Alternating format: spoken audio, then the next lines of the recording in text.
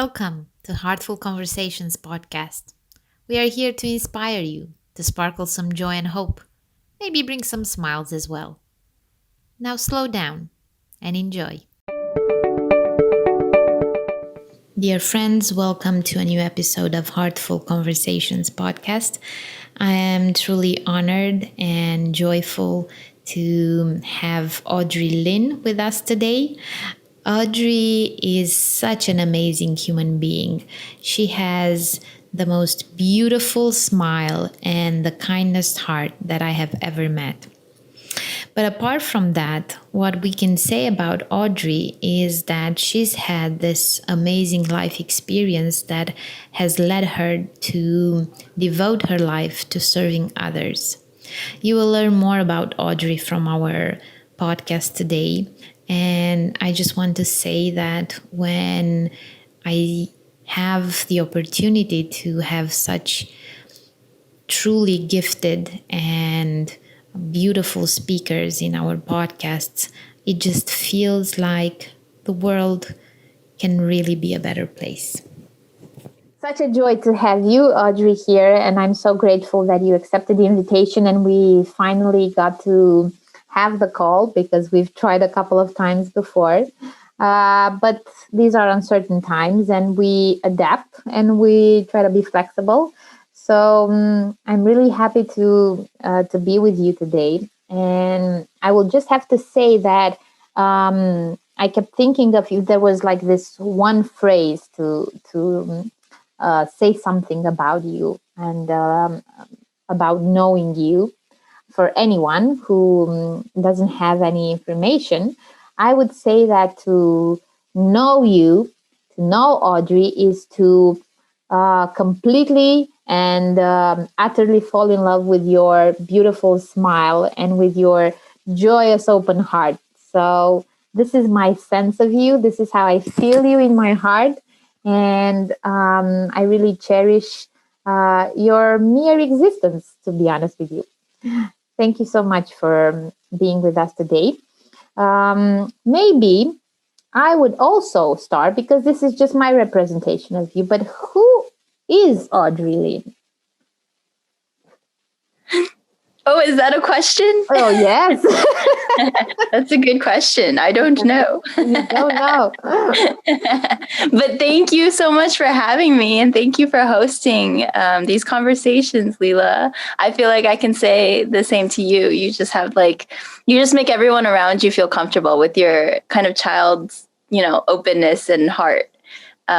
So yeah, I think, who is Audrey? Oh my gosh, what a big question. Who are you? Who are any of us? I think that's like the ultimate question. I can answer that in so many ways. But yeah, I'm a daughter, I'm a friend, I'm a sister, I'm a educator, but I think deeper down, I kind of just see myself as, a drop in the stream of consciousness, a drop in the streams of consciousness, and trying to, contribute my little drop into the oceans of our existence. So I think when I think about who am I, there's this image that pops into my head of, I think when I was in high school, after I graduated high school, I spent some time hiking through these mountains. And I remember the first time I saw the night sky the way it really is. And I was lying, it was, open sky. I was just lying down on the ground, before bed, before sleeping. And you could just see everything. You could see the Milky Way, you could see satellites, you could see shooting stars, you could see the planets. There was no light pollution around. It was just so everything was so vibrant that I felt like I was falling up, like I was falling into the universe, because that sky was just so bottomless. And I remember thinking, wow, if everyone could see the night sky the way it really is, without any of the light pollution, to see all that's really there, the whole world would be so much more peaceful, because we would realize how much of a little blip we are to the whole scheme of things. And I think sometimes that feeling, some people might find that uncomfortable, but for me, I've always felt so comforted by the fact that I'm just this little blip, and it takes the pressure off of you. It's a healthy perspective, because then you don't take yourself so seriously. Yeah. It's something, and you feel like you're a collective, Yeah.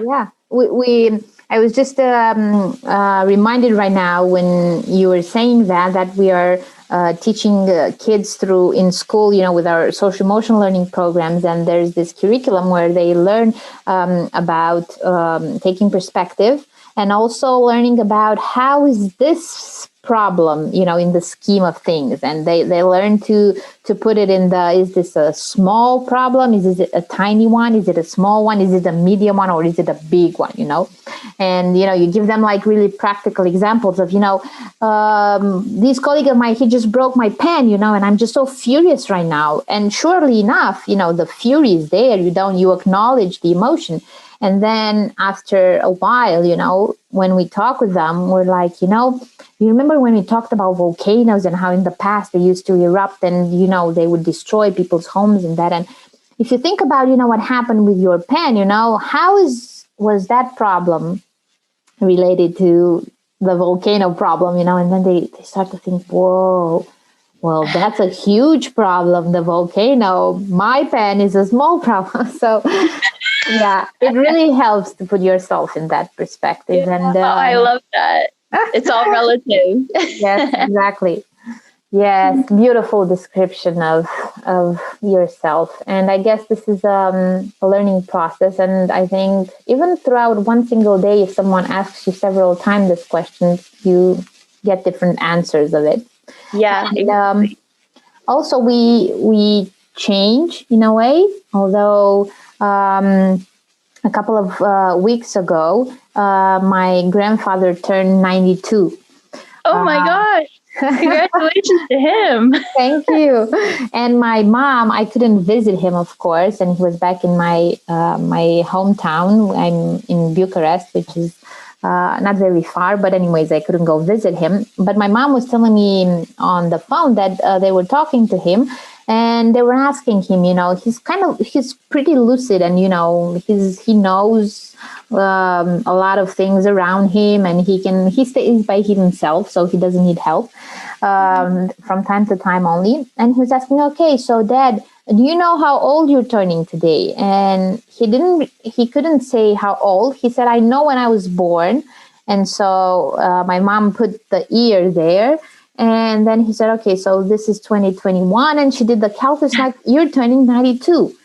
And he just looked at her in awe, kind of like slowly his face turning into this disappointment, sort of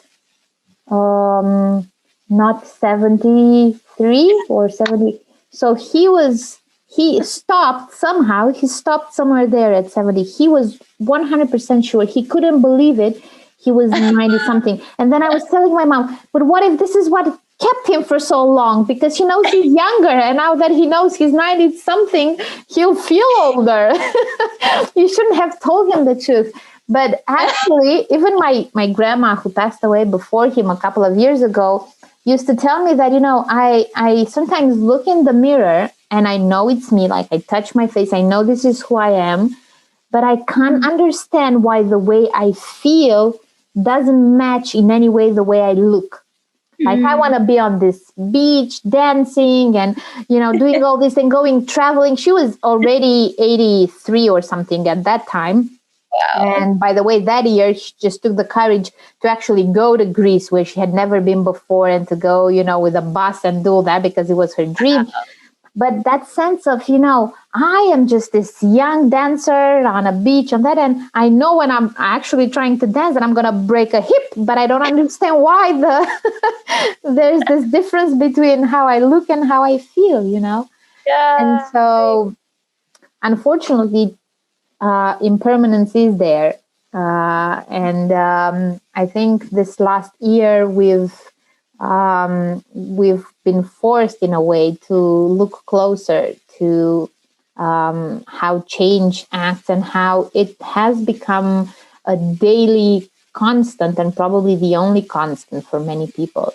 And so I remember that in our programs, working with educators or with parents, we were just trying to bring forth different practices to kind of have this sense of grounding, because everything else around felt so moving and so restless. And we were trying to find grounding, but how do you find grounding in this completely groundless world these days? How was your experience, or do you relate to this sense of Yeah, what a great question. I think it's interesting because I think the world has always been groundless, but we've had these tracks that we kind of have been on that we don't have to see the groundlessness of it. Right. And so now in this last year of this time of pandemic, a lot of the systems have kind of, broken, or we see the cracks in the systems more clearly because it's happening on a grand scale. Yeah. And, but I think those cracks were always there. It was just easier to ignore because it didn't affect everyone in quite the same way as it is now. And yeah, I think it's very interesting. One of the frameworks I think about a lot is kind of the shift from planning and executing to searching and amplifying. And so planning and executing, we all do it, right? Like you need to do a project, you need to host an event, whatever it is, you plan and then you execute that thing. So it's very necessary. But I think when you don't really have, when you're kind of serving with no agenda, right? Like you don't really necessarily have this end goal or this impact that you need to make, but you just want to serve whatever's around you. It almost gives you this liberty to just search and amplify, right? You don't have this kind of, I have to meet XYZ target. I have to, make this big splash in some form. But it's just kind of this, I'm just doing an experiment in practicing in myself to be more generous, and I want to try to grow in service. And so with that mindset, I think there's this way of, just kind of looking around, saying, okay, if I can just serve with whatever I have, how can I see the value that's right in front of me? And how can I nurture that into greater bloom? So it's a flip from kind of this mentality of, oh, I need X, Y, and Z to do A, B, and C, to saying we all already have the whole alphabet in us. And how can I, help nurture the conditions, or how can I hold space in a way to give rise to, drawing that alphabet out and the beautiful song of the alphabet. And I think that mindset has helped me, at least personally, see a lot of the value that I don't normally see. If I'm kind of thinking with, A, B, and C have to happen in this order and in this way. So I think during this time of pandemic, it's been really interesting because I found that hasn't changed. The planning and executing has had to change, right? Because all the conditions have changed. Exactly. But the searching and amplifying is constant. You can always search and amplify. You can always look around and say, wow, that person has this amazing talent and they don't even know. And I want to help draw that out and, provide some compost and soil and air and sunlight and rain to help nurture that bloom. And I think it's kind of that shift from this factory model of service to this gardening metaphor of service.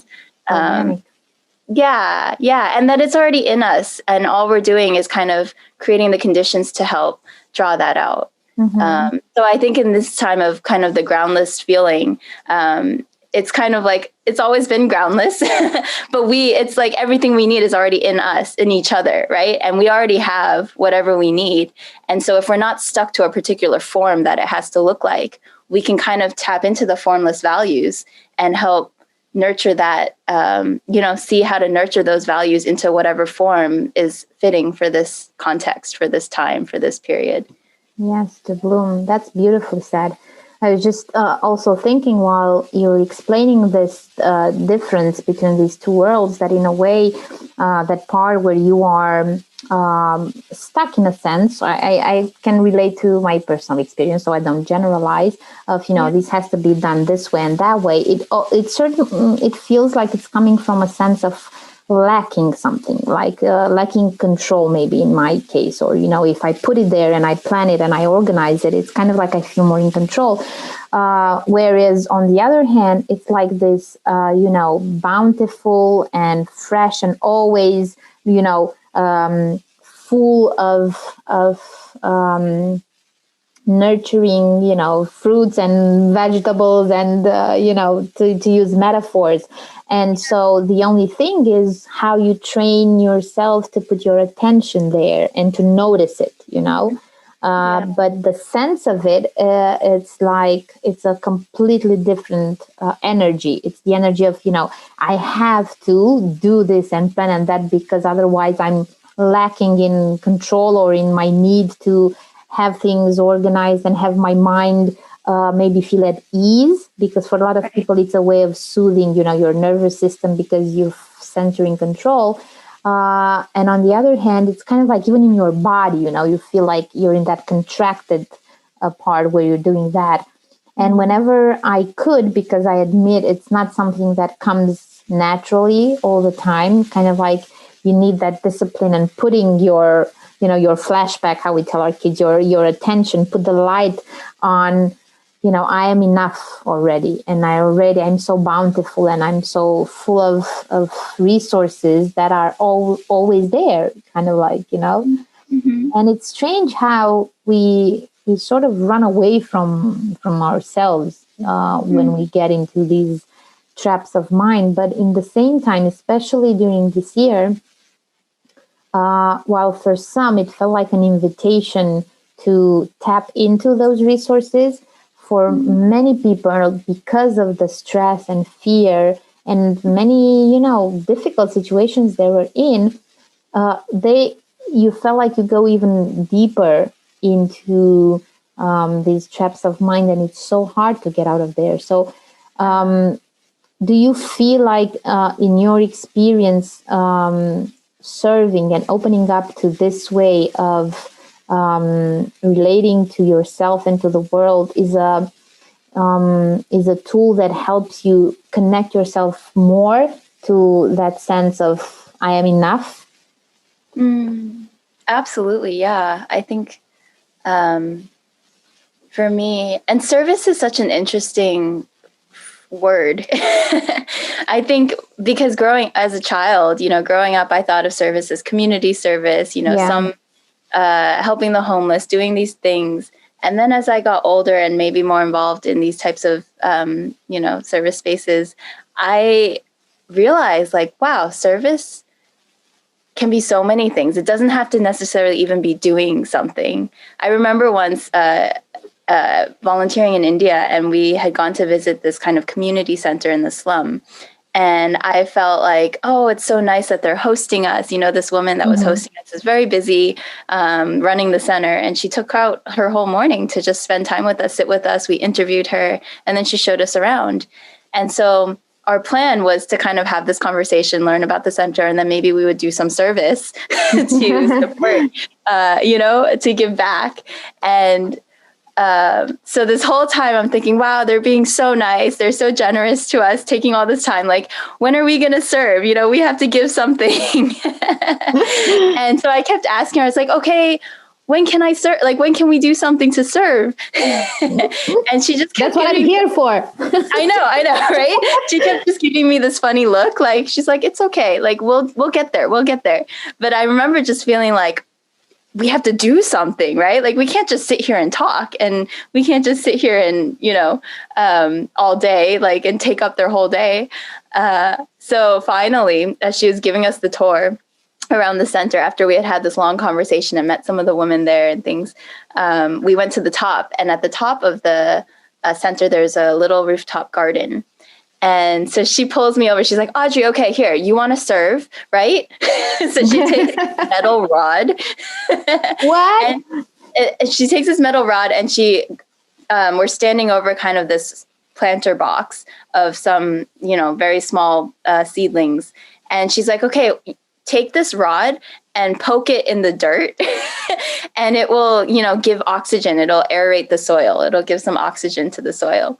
And I think there was just something about the super, super down to earth simplicity of taking this metal rod and poking soil, right, as my service, that it just kind of made me realize I was being really I was really being kind of product results oriented in that moment.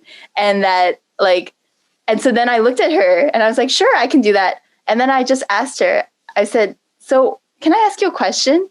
What does service mean to you? And she's this woman who's dedicated her whole, work and life to serving this community. And so she kind of pauses and she thinks, when I'm walking, it's service. When I'm eating, it's service. When I'm thinking, it's service. When I'm talking like this, it's service. When I'm gardening, it's service. And, everything. It was like service was this way of being. It wasn't this result that we had to push forward, right? And I think we're so primed, especially in kind of these consumer societies where it's like we're so primed to think of things as this product and nothing else has value. Only what the product has value. Exactly. And even we ourselves become a product, right? We market ourselves, we, exchange and transact ourselves and others. And so we start to see each other as these products too. And if we're not doing something, right, if we're not producing something, then we're not producing value. That's kind of the mentality in a subtle way. And I just remember that moment realizing, wow, every moment can be a service, and it's kind of like this tree, right? A tree doesn't try to serve, but just by being a tree, just by being what it is, just by being its nature, it's service. It's providing, it's holding the soil together with its roots. It's providing housing for all these animals and insects, and it's providing shade for us humans and other animals, right? And it's pumping oxygen into the air through photosynthesis. So it's just by being its nature and aligning with its nature, it's serving. So I almost feel like we as humans and any living being, it's our nature to serve because we're all connected. And so naturally, we work together in these ways. But when we deviate kind of a little bit from that nature, that's where it gets tricky. And it's complicated. The world is complicated. Life can be complicated. Of course. Yeah, that's so beautifully said.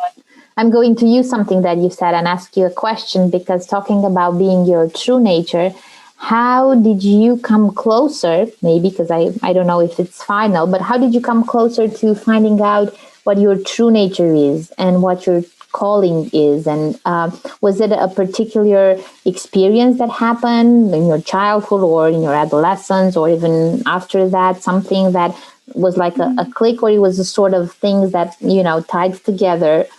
Because to me, it always felt, since we started, talking to each other after we were introduced through Ashima and with ServiceSpace, and I had this feeling that, kind of sort of like that, even with a bit of jealousy, maybe like how does somebody get so in the right place? Like there's nothing else that Audrey Lin can do in this world but what she's doing right now. How is it that you fall into place in such a beautiful, elegant and graceful way? How did you get close to learning what your true nature is?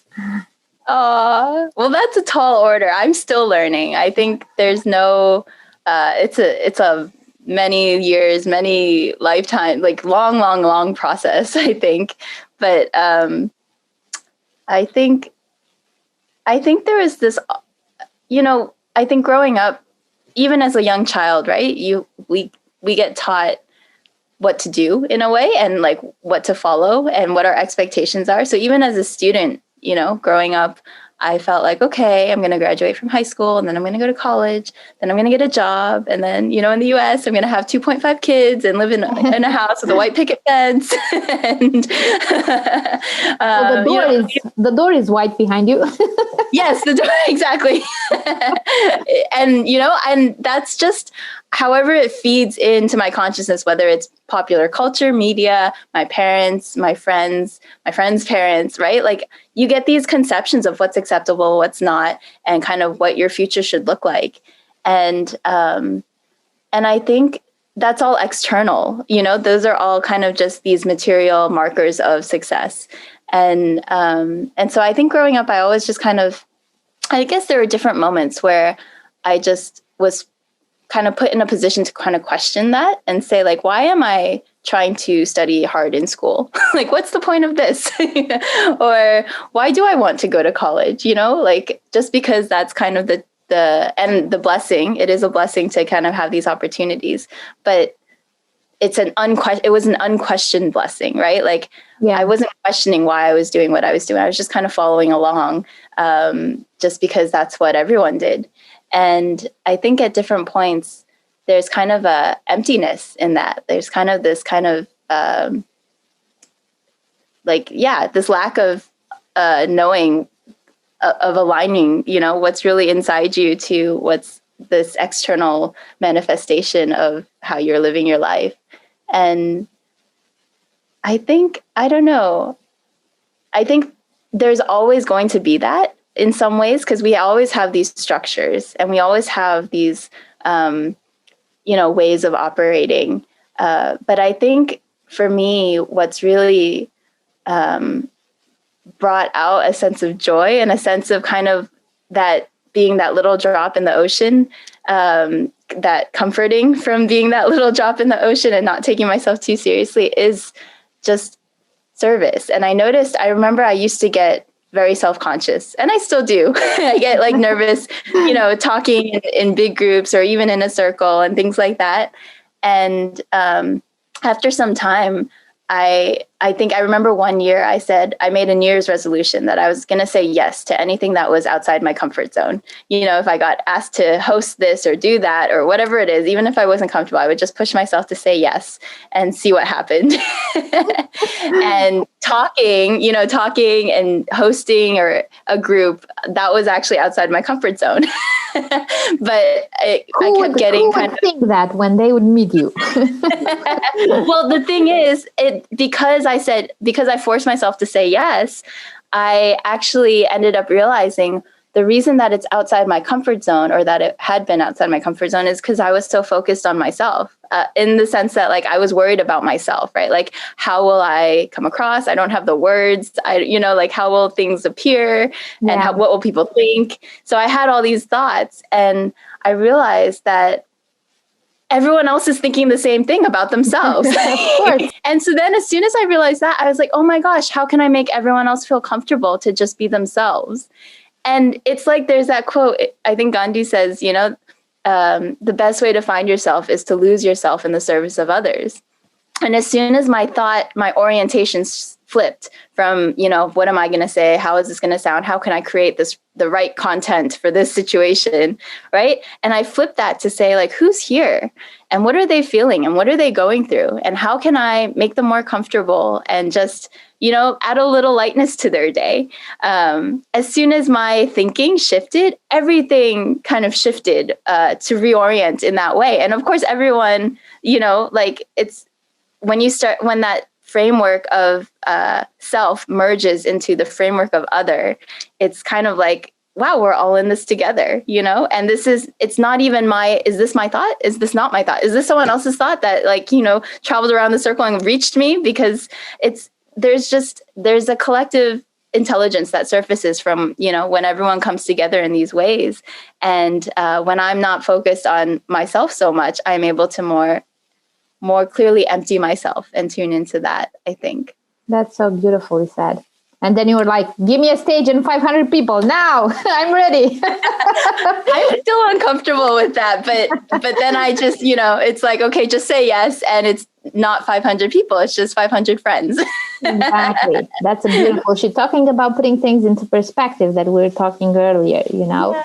When you change the story, you know, in your mind, when you're able to make that shift, as you said, and make friends with that. And actually, this is the part that I so much enjoy, and I relate to it up to a point, because I also don't feel like I'm there yet. But like with you and with the Nipun, is this sense of truly, we have all these stories and dialogues in our head about how this is not right and this is not working and this should be done. And indeed, for me as well, when I like you said, serving or service, like it kind of like has a certain note to it now, that's been used so much. But when I can be in the presence of other people in a more genuine way, it kind of flows naturally, that I'm interested in their stories, and I'm interested to see how, if we merge these stories, maybe something pops out that it's useful to this one or it's useful to that one. And that was the magic that I felt during the laddership courses from you guys from ServiceSpace, because we would get together, these people, and it was just through this mere sharing of everyone that was like, okay, it kind of felt like what you said right now. This story was kind of like what I needed to hear today, sort of, So everybody would have these sort of experiences. We call them, magic and something out of but it's just, it's a sort of common sense, in the bigger scheme of things. We are just still, I think, novices when it comes to this. But this was the sense, like, not like you said earlier, not in the sense of serving, which is still beautiful and it's still something that will come naturally to go, and help with this and that in different communities, but just how you are, your presence, how you come in the world, whenever you open the window, the door, whenever you meet someone, even through Zoom now, because we don't open the doors and the windows so much. We open the Zoom window or whatever. But the same thing, if you are there, fully yourself, just clothes off, completely naked. Don't take it literally, guys. Don't do this on Zoom. But you just open yourself and you are there. That itself serves, because you are serving, to begin with, your most beautiful mission of being, your true nature. And I think this is when we see one another and we see, this connectedness. We see that we are here for one another. This is I was talking recently with a friend about, why, because I had this question growing up, talking about being kids and having the big questions.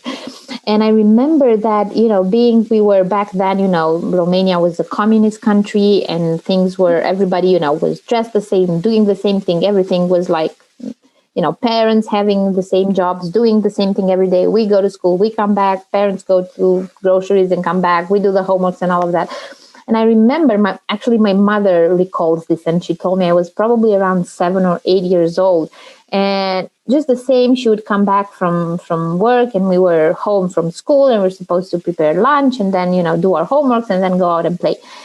And I came into the kitchen. I was probably upset of something at school that was building up to this momentum. But then I went into the kitchen and I said, Mom, is this how life is going to be like forever? Is this it? Sort of like, is this what the world looks like? We just live in this, blocks of flats. We go to the schools, we come back, we cook dinner, we do the homework, we go play, and then the same day repeats itself. Because I can't do this. She remembers that I was so tiny. I was this tiny girl, and I was like, she could see panic, in my eyes and in my voice, like, Mom, please tell me, is this my future? Please tell me this is not it. Please tell me there's something more to this.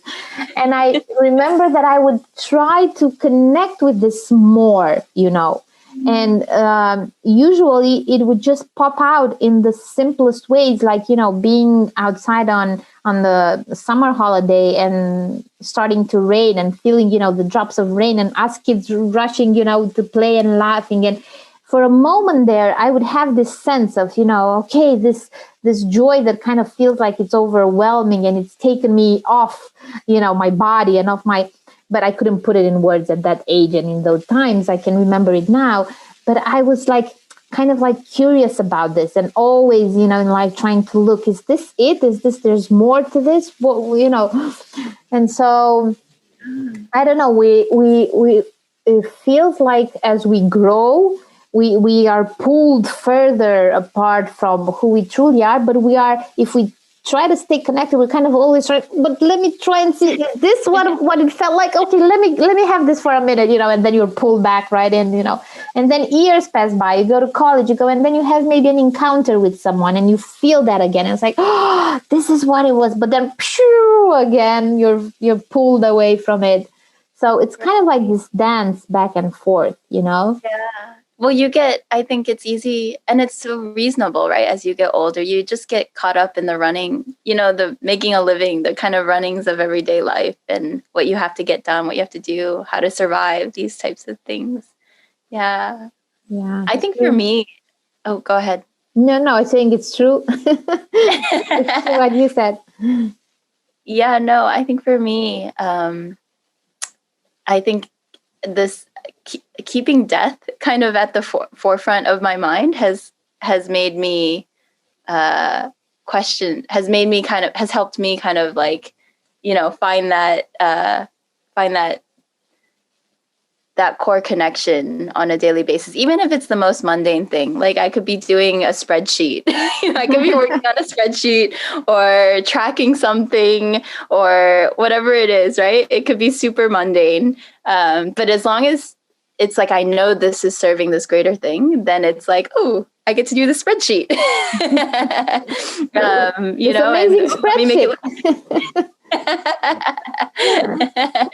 Yeah, no, but I think like that, I remember like a kind of more of a turning point for me around that was when I was when my father passed away.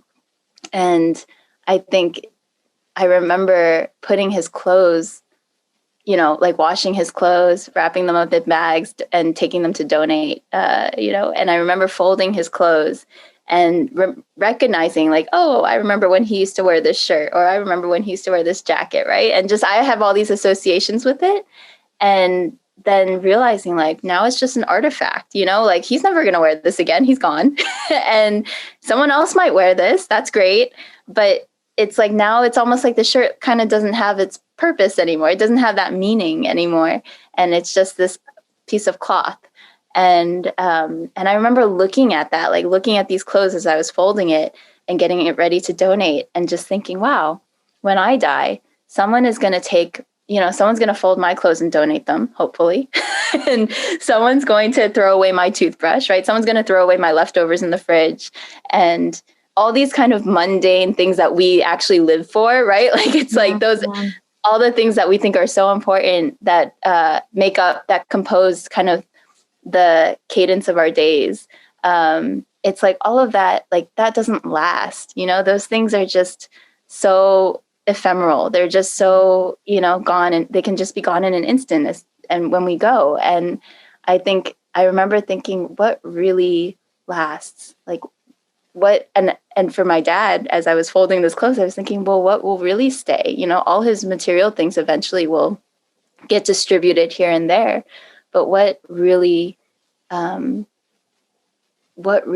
of stays and leaves a legacy in our hearts? And it really is. It's like, well, I'm living, like he's living through me, all that he's taught me, all the things all my mannerisms that reflect his, right? Like that's still living. And all the love that I learned from him, I think that's still living and fueling in other ways. And all those small moments where, and so I think that's kind of hard to think about in the kind of schedule of your day to day.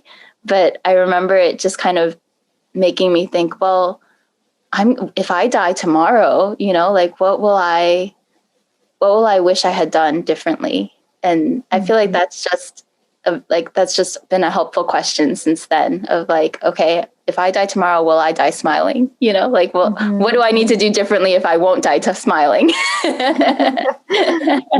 Yes. And we somehow fear asking these big questions at times, because in a sense, they would interfere with, where we are in the day-to-day life and in the bigger scheme of our lives. Because some of us, a lot of people have already they've went up, that bus, they've taken that certain bus, and it's now taking speed. And of course, what would help was would be to slow down and to really look, at the scenery and see if you are in the right place, and if you maybe much rather would stop and go down.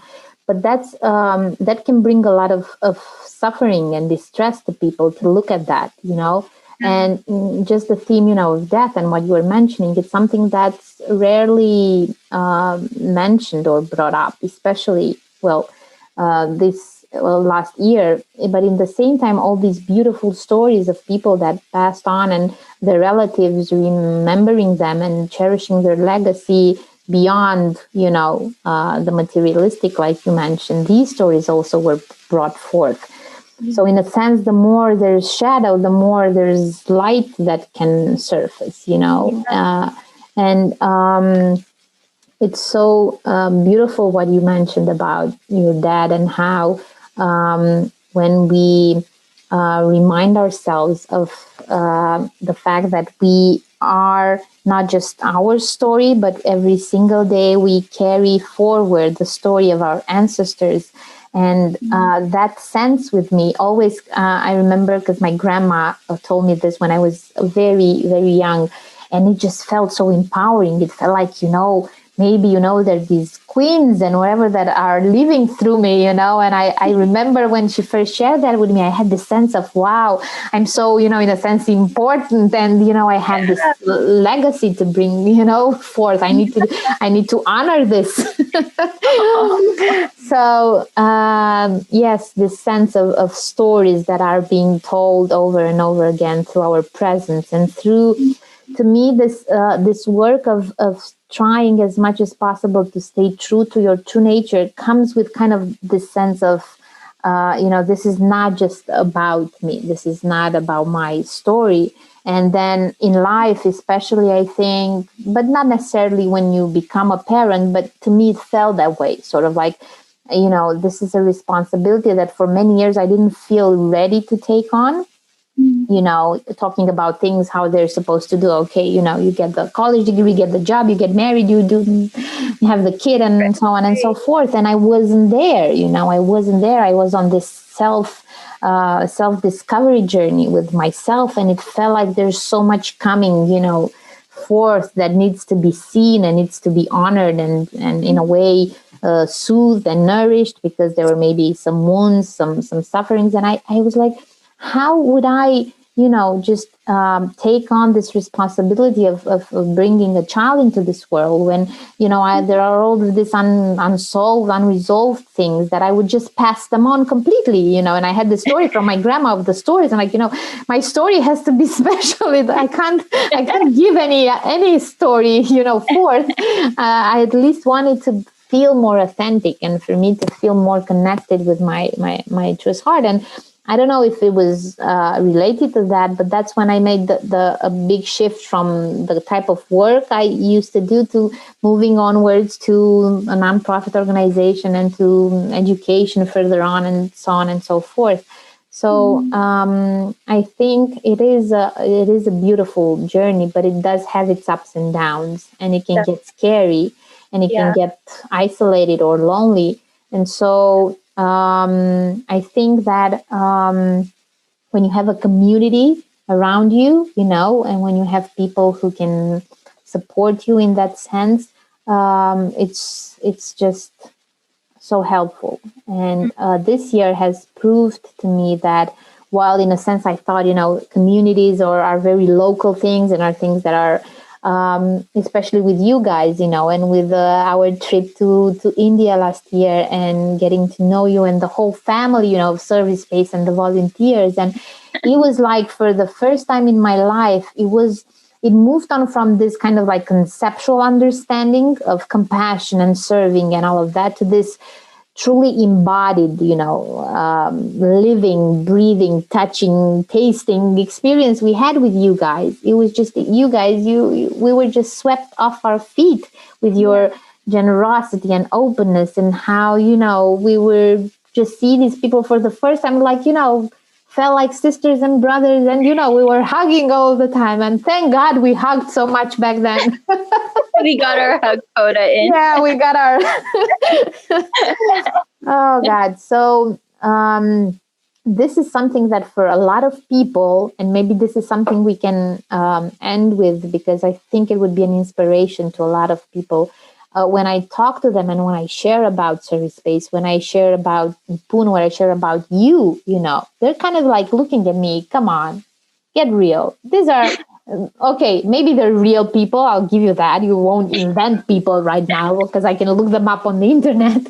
But you can't really tell me that this is what they've chosen in life, to dedicate their life to serving others and it still, feels surreal sometimes, even to me, but it helped that we came and we met you and I could, pinch you and say, okay, Audrey's real. Check that off the list. But it's still to this day, when I share about this, because you guys are, you come very often in conversations. And I was just about to email Nipun because after we had our podcast together that I shared with him, there was this very nice lady that contacted me that used to work in a radio, and she has her own podcast, and she asked me to do a podcast on the nature, our good nature, and if it's something we're born with or it's something we learn and so on. And so we did the podcast, and she told me that she will kind of like put different bits and pieces, and I shared so much about Nipun and you guys that I think half of the podcast is with Nipun, he's recorded there. And so talking about ripples. But coming back to what I wanted to ask is, for such people where, this still feels like it's something unreachable, making it maybe not your life's purpose, because for some, maybe it's not there yet, but truly trusting, that doing good and sharing goodness and kindness, it's not just a thing that we teach kids and we expect society and everything to be because it's a nice thing to have and do, and because otherwise the planet will extinct or whatever, but that truly you have that inner experience and transformation that's just so sweet and so nourishing to your soul and to your heart.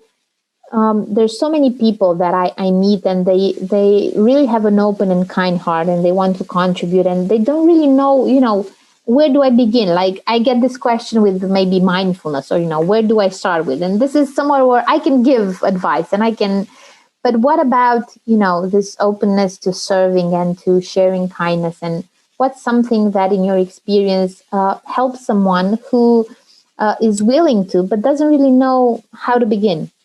Yeah, I think for someone who is looking to serve in some way or wanting to kind of get into that spirit in some way and feels like they're just starting out. I mean, I feel like I'm just starting out.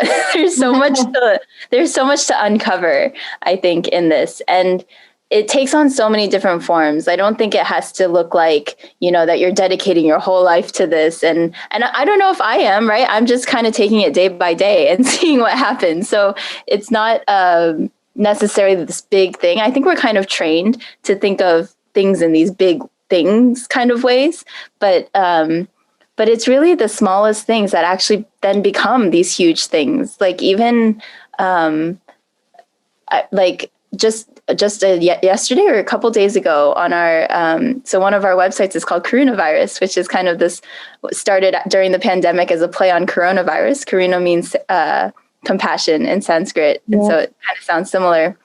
But we just started featuring these stories of, everyday people choosing love over fear. And I think that's all it takes, is really just in any given moment, what would love look like? How can I choose love in this moment? And what would that look like? And even just a couple of days ago, I was reading the story of, in New York City, where people are not the most trusting, right? There was a apartment complex where this woman had been cleaning the apartment complex for 20 years.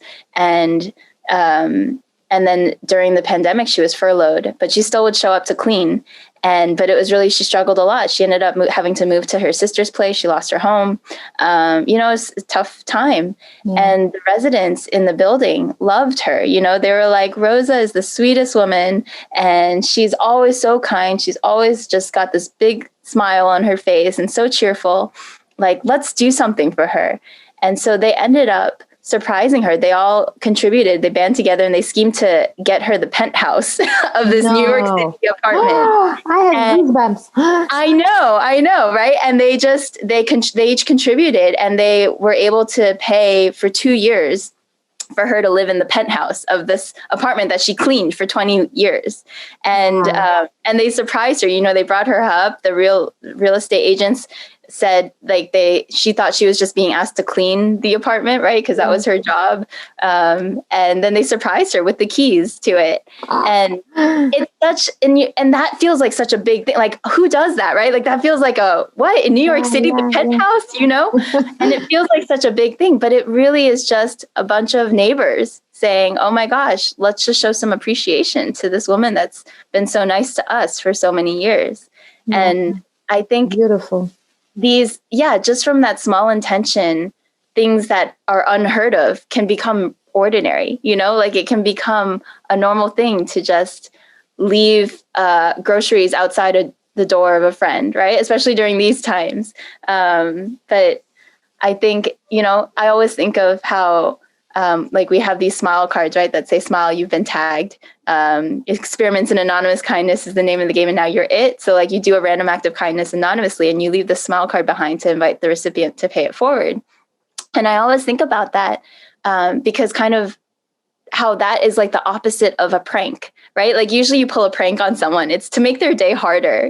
They're kind of it's in a funny, like a haha funny way, but now you have to clean up, or now you have to figure that out. But what if you did a prank that made someone's day better, and how it's not hard to do that at all, right? You can pay the toll for the person behind you, or you can, put an extra ticket for the subway, and hang it at where you buy a subway ticket, and, or leave groceries outside a friend's door, or bring a sick friend some soup, or do the dishes, for your loved ones, even when you don't want to. It's the smallest things, I think, end up making the world of difference. And it's not just the difference that happens externally, but I think the way that we start perceiving the world changes. I feel like I start seeing opportunities to do a small thing for someone else, constantly. But I think it's in our basic nature, and I think small things are the core of it. I think I never try to think of doing anything big. I actually kind of am averse to doing big things. I couldn't really agree with you on that, but because it's a bunch of big things are just a bunch of small things added up, right? Well, yeah. If you put it that way, then okay. But that they become big when we have the capacity collectively to hold it, rather than kind of getting to it too quickly, I guess, before we're ready. Yes. Well, patience, that's another subject. We can have a whole podcast on that. Trusting and having the patience for things, to fall into place once you've put your good intentions there. And actually, that's a good subject, because I always, especially recently, struggle with this idea of, keeping things small, because this is still so very relevant, the one-on-one with someone who needs to talk to you, and just really being there and listening. And even, within the organization and the things we are doing to, promote the social emotional learning practices. And it would be so much easier, to have it on a grand scale of, the ministry and having it all throughout schools and everything. But then so much would be lost in terms of how profound you go in the process, and how much of that inner transformation takes place if you just rush things and you just give people, I don't know, the curriculum and that's that, and you do it. And it's been a struggle to kind of sense our way into that, because our hearts tell us it's step by step and teacher by teacher, and not rushing things. but then the need is out there, and so many people, especially after this year, need the resources and need the help. And then you kind of like feel like, oh my God, there's so much that needs to be done. So it's an interesting dance to have between. And there's no one size fits all answer. I think it's every situation is different, and kind of there's no easy formula. Yeah, true. Well, we are sort of, pioneering a lot of things, especially in this area. And the one thing that I can give to this in a positive, from our experience in a positive sense to the pandemic, was that it brought forth maybe sometimes in a too direct and hard to manage way, but it brought forth this, systemic problems that we can no longer ignore. And so it kind of forced some changes to come. But this is where our, resistance to change comes into place, and where the resilience to have the inner space to welcome all of these changes and welcome all the, roller coaster of emotions that accompany change, is something that's it's still a learning process to ourselves as well. So it will be an interesting journey ahead.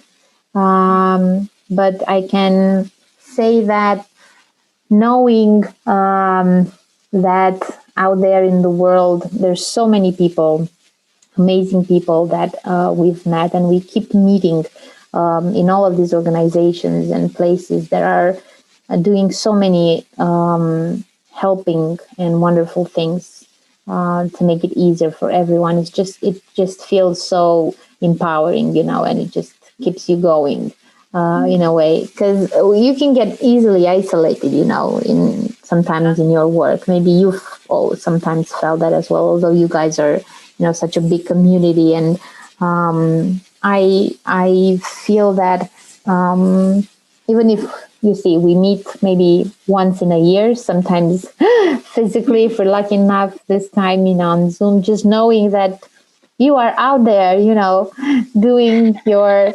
beautiful work is just so soothing to my heart, and it gives hope and it gives joy and it gives trust. And I'm really grateful for that. Yeah, me too. I'm so grateful to know that you're out there doing and being you, and spreading the goodness in whatever ways that you can. I think that's all it really is, right? Like, we're all just kind of doing our little bit, and to know that each of us are doing our little bit, and we're not the only crazy people out there.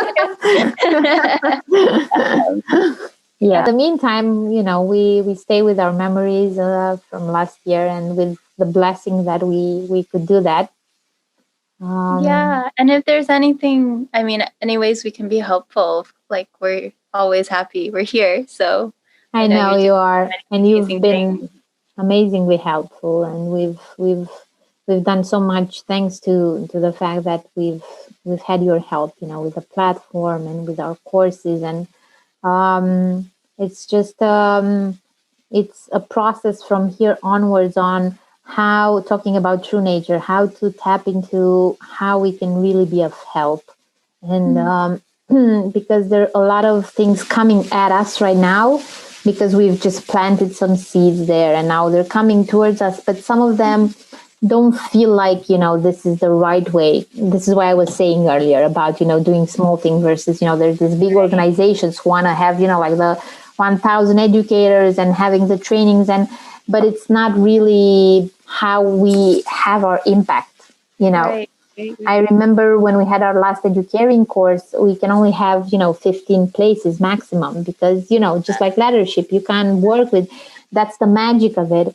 And we had more than 120 requests to join the course. And it was heartbreaking to say no to 105 people, know. And that's why afterwards we, did a webinar and something to offer to those people, because in my heart it was like, this is so hard to say no to people who are so excited to learn and be part of this. But at the same time, it was just so clear that I'm not going to compromise, the way we know this works and the way this goes into depth of and into the essence of things. But it's hard because everyone keeps coming, and because we've also had problems with funding and all of that. Everybody's like, but this is how you get the funds, and this is how you get why don't you engage in this? This is the solution. Otherwise you're going to die. It's not sustainable. It's not going to work. And it's really hard, because you have this ping pong in your head of like, I don't want this to die. I want this to be out there, but how do I keep my core values and my and make sure it doesn't turn into another thing, like a different thing altogether. It's tricky. I mean, even especially because with the pandemic, I feel like one thing we've learned is that we have such a more captive audience now, right? Because everyone's home, everyone has time, and everyone's online. Captive, that's a good word. Our attendance has like grown so much because of that, I think, compared to like pre-pandemic to post. And like even with the laddership circles, we've had to kind of innovate a little bit more to meet that demand of so the same thing, because so many is like since the pandemic, because now everyone's like, oh, the systems are broken, how can we lead with love? Now everyone's like asking these questions. We were saying this for quite some time now, but okay. Glad you have joined us. It's like that's great that it's at this, that the pandemic has kind of pushed this extra acceleration button to say, hey, we need to change what we're doing. So we actually, that's why the pod platform came together as like this space to help offer it to a broader audience. And I was also hesitant because I was like, well, we like really in our laddership circles, it's like 15 people. We really kind of make sure that it becomes this really tight knit space. And we do a lot of pre-work to make that happen. And then in this, I guess it's just, if so many people are looking for this, how can we offer it without losing the essence of what it is? And so I think a lot of design thinking went into kind of how to offer the pods in a broader way. And it's actually been pretty interesting to see, like now we've been able to have this like a 4-week laddership pod with, 100 people or 200 people and still kind of more or less it's a little different. I mean, it is bigger, but there are ways that we can kind of help maintain that intimacy and that sense of like inner transformation in the design. So I don't know, we can talk about that another time if it would be helpful or whatever. But it's interesting. It's interesting that we bumped into sort of like, similar things. And I know I have a way, that's why I keep working with that, because I know that sometimes I'm very, I'm very open and creative, and I don't want, boundaries with so many things. But then when it comes to like, what's fair and the values, I make no compromise, like, talking about, I don't know. It is, great. But it can be counterproductive. You're very intuitive with that, right? Like, yes. It can be counterproductive in the sense that, like, I'm just no way, I'm not doing this. Even if you give me, I don't know, I get the funds and I get to have, to do this and that, I'd rather not. And I said no to some things. And people around me, you have these two sides, these two camps. And there's people who say, it's not wise and it hasn't been a good move, and it's just my stubbornness, and it's being childish, and it's being, kind of like, I don't know, spoiled, that I just want to play with these toys and I'm not going to play with other toys. But to me, it's more like, it's not a matter of that. It's a matter of, it's not even my toys. It's right. You're the steward of the toys. So then why, I don't get to choose. And it's so intuitive, like you say, like it doesn't come natural. It comes like I would have to force something in me to. And that's important. Because if you do, like, once you say yes to those, even if when it doesn't feel right, eventually it's like, that quote, off by an inch in the beginning, off by miles in the end, right? So you're kind of like protecting that, the values and not wanting it to morph into something else. True. Which I think is valuable. And every context is different. And yes. That's also true. That's why sometimes, I question, because I know, we don't have this community like, you guys have, and, with the volunteers and all of that. And sometimes I try to question, I try to have this process with myself and see if it's not my own mind limitations more than, the way I put it, like it's my values and that it's not an ego thing, and it's not a, I try to pay attention to where it comes from, to make sure it's not something else there. It's not a different story. Right. So, yeah, we'll see where things. Yeah, totally. I think for me, it's often like, I feel like it comes down to the intentions, and if the intentions are aligned, because it is very subtle. Like if an intention to